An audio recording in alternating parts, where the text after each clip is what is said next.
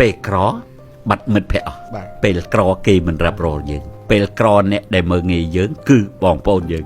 បាទឯកភាពបើមានបងប្រុសមួយដែលជាច្បងគេហើយអ្នកគ្រប់គ្រងរាប់រងទាំងអស់មានអត់អីតែបើថាបងប្អូន5នាក់អញ្ចឹងមើងងាយគ្នាបែកបាក់មកគូសិក្សាមកហើយមិនដឹងថាបងមានប្អូនមានអីក៏ដោយក្នុងមួយចំណោមហ្នឹង3 4 5នាក់ចុះឧទាហរណ៍ទេមានម្នាក់មានណាហើយម្នាក់ហ្នឹងកាត់ឡើងអត់រួចសោះកាត់ឡើងអត់រួចមិនមែនក៏អត់ចង់មានទេតែក៏អត់មានឱកាសក៏រកខីអត់ឃើញមែនអត់តរាប់គេក៏គេអត់រាប់តរគេក៏គេមិនចង់និយាយសាច់ញាតិយើងនឹងហើយគឺមើងងាយយើងមកគេបន្ទាប់មកគឺសាច់ថ្លៃបងថ្លៃប្អូនថ្លៃប្រមាថយើងមើងងាយយើងពេលហ្នឹងគេឌីលយើងថាម៉េចអាមិនខ្មោចអាមិនខ្មេះអាមិនកណ្ដើតមែនអត់គឺអ្នកដែលប្រមាថមើងងាយ